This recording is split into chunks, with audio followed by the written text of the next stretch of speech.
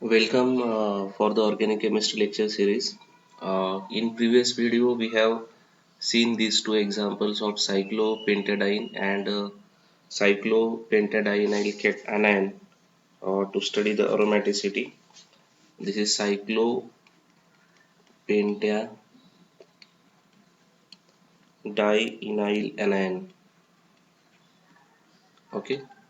So if we compare these two, then cyclopentadiene. See, in cyclopentadiene it is cyclic, but it is not conjugated. Okay, so you will find here a double bond, here is a single bond. Okay, here is double bond,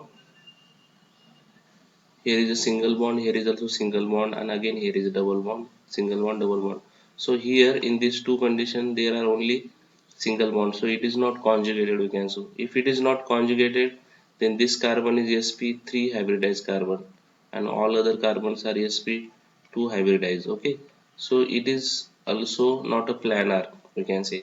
So it is cyclic but it is not conjugated and it is not planar. Okay, so we can say that this is a non-aromatic compound. But if we consider its anion, so here is a negative charge, so this negative charge can be shifted to draw the resonating structures like this. Okay, now if we consider this cyclopentadienyl anion, you will find that it is cyclic, it is planar because all carbons are having sp2 hybridization now due to this negative charge, and it is conjugated also. And see the total number of pi electrons, so these are the 2 electrons, 2 4 and the 2 electrons of this negative charge, so it becomes a 6 pi electron.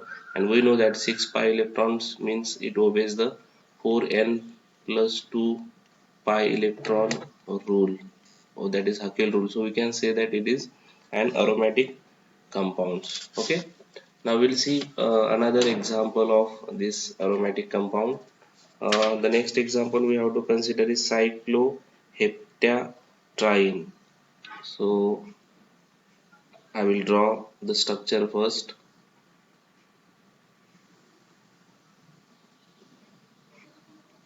Okay, so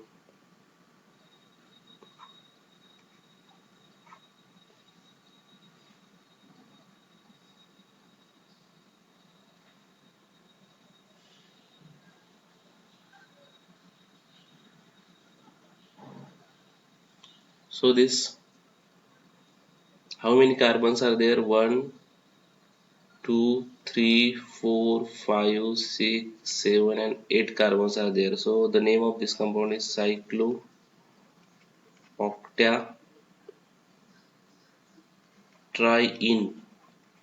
So see whether it is aromatic or not, we will study its criteria. So see here it is a cyclic compound, so first criteria is obeyed, it is cyclic. But see whether it is conjugated or not, you will find here there is a double bond here, then single bond, then double bond, then single bond, then double bond, then single bond. But here both these are the single bond, so we can say that these two carbons are sp3 hybridized. Okay, and all other carbons are sp2 hybridized, all other carbons are sp2 hybridized. So we can say that this is not conjugated, and if it is not conjugated then it is not planar. Remember, it is not planar. Okay, but it obeys Hakel rule because it has 1 2 3, that means 6 pi electrons. So it obeys Hakel rule of aromaticity, obeys Hakel rule.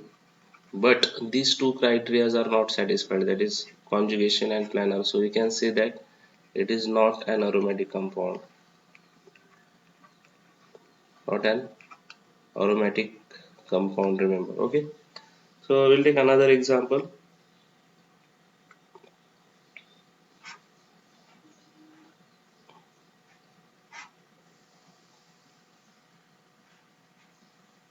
Okay, now I will draw here the double bonds. Okay, what is the name of this compound? It is cycloheptatriene, remember, cycloheptatriene. Now again we'll take its cation.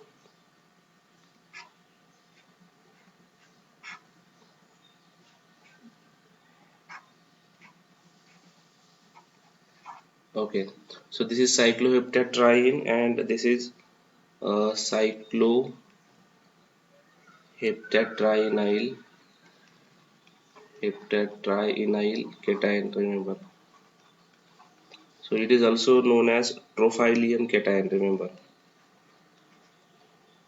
Tropylium cation.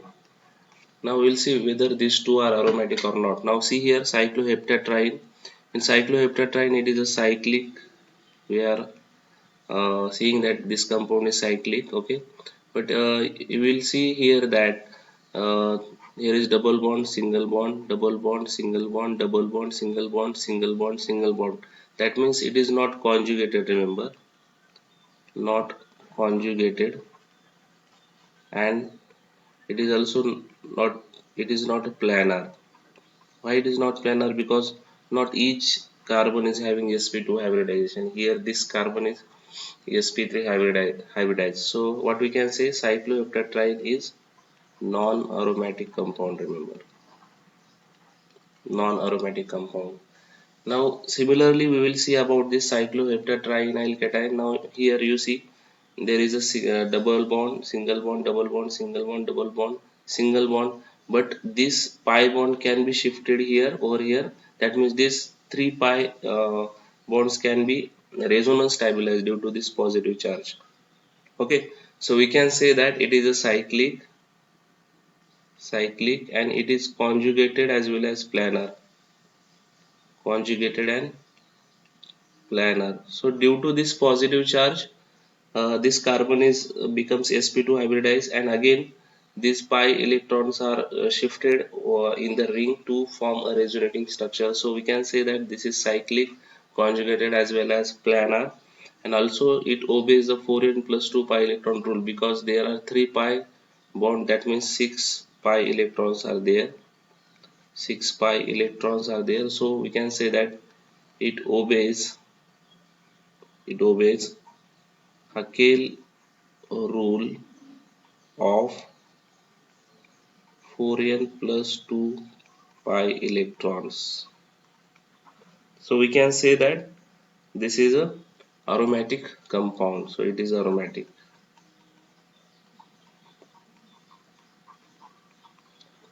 Okay. So remember, cycloheptatriene is a non-aromatic while its cation is a aromatic. Now we'll see few more examples. Now we'll see heteroaromatic compounds. Heteroaromatic compounds. Now what is heteroaromatic compounds? That we will see first. If a cyclic or ring compound contain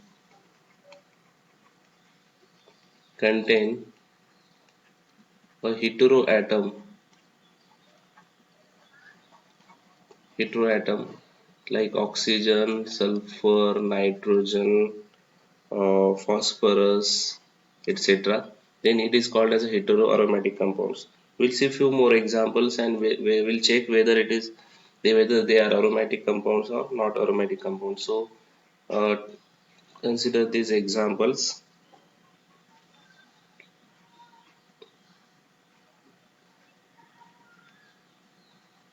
Okay, so the name of this compound is pyrrole, 5-member cyclic ring, and one nitrogen atom is there. Now see, it is a cyclic, we can say. Okay, it is a conjugated and planar, and also see the number of pi electrons. So 2 pi bond means 4 pi electron, plus these two lone pair of electron, that means 6 pi electrons are there, 6 pi electron. So it obeys Haskell rule, we can say. It obeys Haskell rule. So we can say this pyrrole is aromatic compound. Similarly, we can explain the aromaticity of these compounds.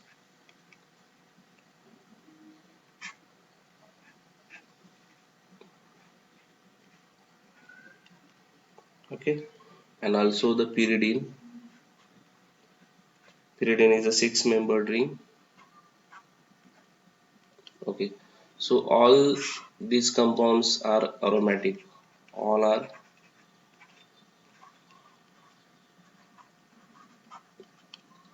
aromatic compound because you will find that all are cyclic. Remember, all are cyclic, all are conjugated, and all are planar, and also all obeys 4n plus 2 pi electron rule of Haeckel. So we can say that all these compounds are aromatic compound. Okay, so in summary, in this video we have seen the examples of various aromatic compounds.